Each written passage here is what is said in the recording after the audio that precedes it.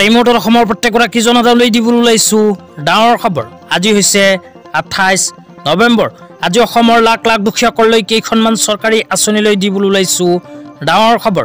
তো যিসকল মানুহে ভিডিঅ'টোত ক্লিক কৰিছে অনুগ্ৰহ কৰি ভিডিঅ'টো স্কিপ নকৰি প্ৰথমৰ পৰা শেষলৈ চাই থাকিব, কিয়নো এইটো ভিডিঅ'ৰ মাজত শ্ৰমিকসকলৰ পৰা আৰম্ভ কৰি আত্মসহায়ক গোটৰ মহিলাসকলক 10,000 টকা প্ৰদানৰ তাৰিখ লৈ কেইখনমান নতুন খবৰ আপোনালোকক প্ৰদান কৰিম। অনুগ্ৰহ কৰি ভিডিঅ'টো স্কিপ নকৰি প্ৰথমৰ পৰা শেষলৈ চাই থাকিব। লগতে মোৰ চেনেলত নতুন হ'লে প্লিজ চেনেলটো ছাবস্ক্ৰাইব কৰি মোৰ লগত থাকিব। ভিডিঅ'টো ভাল লাগিলে অনুগ্ৰহ কৰি শ্বেয়াৰ কৰি দিব। তো বলক ভিডিঅ'টো আৰম্ভ কৰি আজি প্ৰথমটো গুৰুত্বপূৰ্ণ খবৰৰ বিষয়ে বিস্তাৰিত জানি লওঁ। আজি প্ৰথমটো গুৰুত্বপূৰ্ণ খবৰ হ'ল PMSYM আঁচনিলৈ। তো এইখন আঁচনিত কোনবোৰ মানুহে আবেদন কৰিব পাৰিব, ক'ত গৈ আবেদন কৰিব লাগিব, আবেদন কৰাৰ পিছত কি লাভ হ'ব সবিশেষ আপোনালোকক জনাইছোঁ। তো PMSYM আঁচনি মানে হ'ল প্ৰধানমন্ত্ৰী শ্ৰমযোগী মনধন আঁচনি। তো আঁচনিখনৰ বিষয়ে এতিয়া আপোনালোকক বিতংভাৱে জনাই দিছোঁ। তো ইয়াতে লিখা আছে অসংগঠিত খণ্ডৰ শ্ৰমিকসকল বৃদ্ধ বয়সৰ সুৰক্ষা নিশ্চিত কৰাৰ বাবে ভাৰত চৰকাৰৰ দ্বাৰা ৰূপায়ণ হৈ থকা এক পেঞ্চন আঁচনি হৈছে প্ৰধানমন্ত্ৰী শ্ৰমযোগী মনধন পেঞ্চন আঁচনি।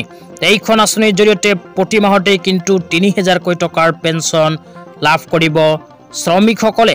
এইখন আঁচনি যদি আবেদন কৰিব বিচাৰে তেন্তে কি কি যোগ্যতা বা কি কি চৰ্ত লাগিব সেয়াও আপোনালোকক জনাই দিছোঁ। ইয়াতে কোৱা হৈছে যোগ্যতাৰ চৰ্ত। তো যোগ্যতাৰ চৰ্তৰ ভিতৰত কোৱা হৈছে অসংগঠিত খণ্ডৰ শ্ৰমিক যাৰ মাহিলী উপাৰ্জন প্ৰতি মাহে 15,000 টকা বা তাতকৈ কম, আৰু বয়সৰ ক্ষেত্ৰত কোৱা হৈছে 18 পৰা আৰম্ভ কৰি 40 বছৰ। তো যিসকল শ্ৰমিকৰ বয়স 18 পৰা আৰম্ভ কৰি 40 বছৰ সেইসকল শ্ৰমিকেই এইখন আঁচনিত কৰিব পাৰিব আবেদন। তো আবেদন কৰাৰ পিছত কি লাভ হ'ব সেয়াও জনাই দিছোঁ। লাভৰ ভিতৰত কোৱা হৈছে এইখন আঁচনিত যিসকল শ্ৰমিকে আবেদন কৰিব, আবেদন কৰাৰ পিছত 60 বছৰ সম্পূৰ্ণ হ'লেই কিন্তু প্ৰতি মাহত 3,000 টকা এইখন আঁচনিৰ জৰিয়তে লাভ কৰিব। ইয়াতে কিন্তু স্পষ্টভাৱে কোৱা হৈছে। তাৰপিছত কোৱা হৈছে পাৰিবাৰিক পেঞ্চন। তো যিসকল শ্ৰমিকে এইখন আঁচনিত আবেদন কৰাৰ পিছত মৃত্যুবৰণ কৰিব সেইসকল শ্ৰমিকৰ পত্নীয়ে নিজৰ স্বামীৰ 50% পেঞ্চন কিন্তু এইখন আঁচনিৰ জৰিয়তে লাভ কৰিব। তো শ্ৰমিকসকলৰ পত্নীয়েও কিন্তু এইখন আঁচনিৰ জৰিয়তে লাভান্বিত হ'ব। তাৰপিছত কোৱা হৈছে হিতাধিকাৰীৰ আৰ্থিক বৰঙণি। তো আপোনালোকে যদি এইখন আঁচনিৰ জৰিয়তে প্ৰতি মাহতে 3,000 টকা পাব বিচাৰে তেন্তে আপোনাৰ বয়স অনুপাতে কিন্তু প্ৰতি মাহত 55 টকাৰ পৰা আৰম্ভ কৰি 200 টকা এইখন আঁচনিৰ বাবে আপোনাৰ বেংক একাউণ্টত জমা থ'ব লাগিব। তো জমা থোৱাৰ পিছত প্ৰতি মাহতে কিন্তু এইখন আঁচনিৰ বাবে আপোনাৰ বেংক একাউণ্টত আপোনাৰ বয়স অনুপাতে 55 টকাৰ পৰা আৰম্ভ কৰি 200 টকা কাটি ল'ব।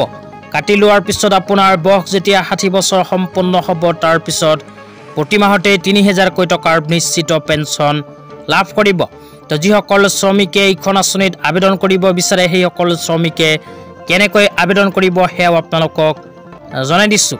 তো আপোনালোকে যদি PMSYM আঁচনিত আবেদন কৰিব বিচাৰে তেন্তে আপোনালোকৰ প্ৰয়োজন হ'ব মোবাইল নম্বৰ, দ্বিতীয়তে প্ৰয়োজন হ'ব বেংকৰ একাউণ্ট, তৃতীয়তে প্ৰয়োজন হ'ব আধাৰ কাৰ্ড।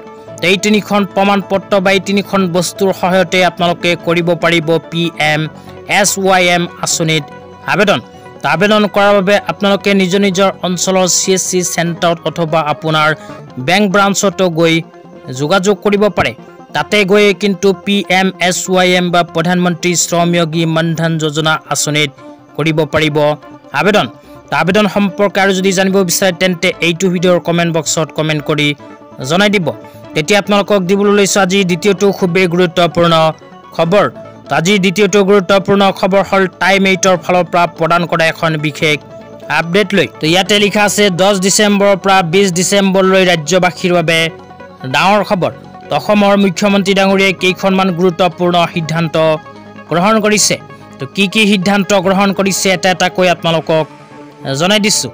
তো সিদ্ধান্তবোৰৰ ভিতৰত ইয়াতে কোৱা হৈছে 10 ডিচেম্বৰৰ পৰা 20 ডিচেম্বৰলৈ ৰাজ্যবাসীৰ বাবে ডাঙৰ খবৰ। তো 1 নম্বৰ খবৰটো হ'ল মাইক্ৰ' ফাইনেন্সৰ 50,000লৈকে ঋণ মাফ হোৱা মহিলাই লাভ কৰিব NOC। যিসকল মহিলাই মাইক্ৰ ফাইনেন্সৰ পৰা ঋণ লৈছিল সেইসকল মহিলাক অসমৰ মুখ্যমন্ত্ৰী ডাঙৰীয়াই ঘোষণা কৰা অনুযায়ী প্ৰদান কৰিব NOC।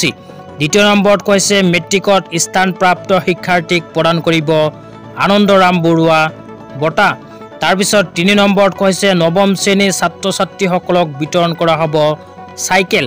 3 নম্বৰ সিদ্ধান্ত কৰা অনুযায়ী নৱম শ্ৰেণীৰ ছাত্ৰ ছাত্ৰীসকলক চাইকেল বিতৰণ কৰিব অসম চৰকাৰে।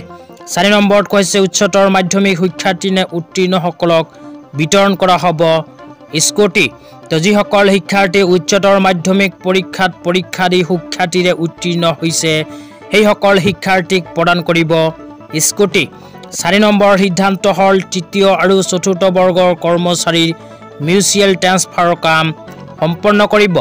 5 নম্বৰ এখন গুৰুত্বপূৰ্ণ আপডেট চৰকাৰে প্ৰদান কৰিছে, সেয়া হ'ল বানপানীৰ সময়ত ক্ষতিগ্ৰস্তই লাভ কৰিব ক্ষতিপূৰণ।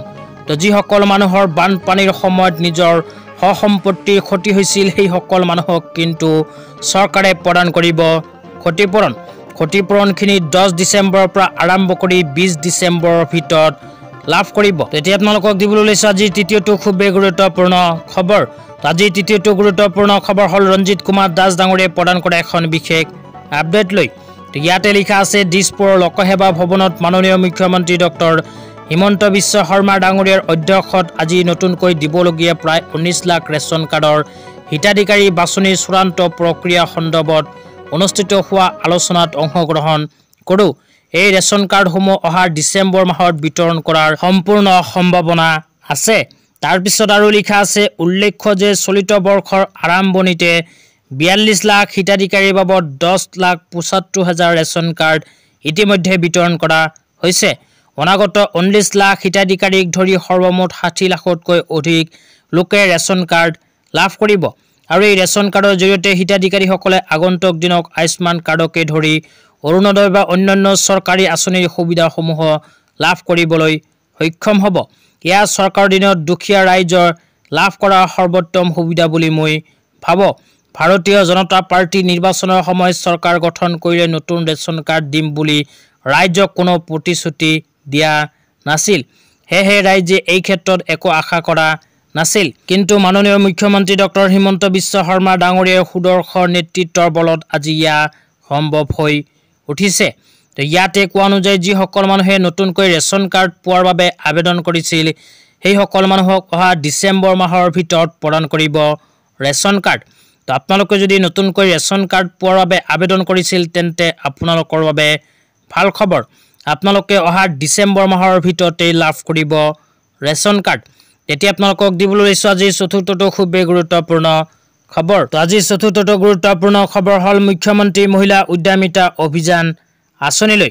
যিসকল আত্মসহায়ক গোটৰ মহিলাসকলে 10,000কৈ টকা পোৱাৰ বাবে মুখ্যমন্ত্ৰী মহিলা উদ্যমিতা অভিযান আঁচনিৰ ফৰ্ম ফিল-আপ কৰি জমা দিছে সেইসকল আত্মসহায়ক গোটৰ মহিলাৰ বেংক একাউণ্টত অসম চৰকাৰে অতি শীঘ্ৰেই সোমাই দিব 10,000কৈ টকা। আজি ইমানেই। ভিডিঅ'টো চাই কেনে পালে নিশ্চয় কমেণ্ট বক্সত কমেণ্ট কৰি জনাই দিব। লগতে মোৰ চেনেলত নতুন হ'লে প্লিজ চেনেলটো ছাবস্ক্ৰাইব কৰি মোৰ লগত থাকিব। তো ধন্যবাদ।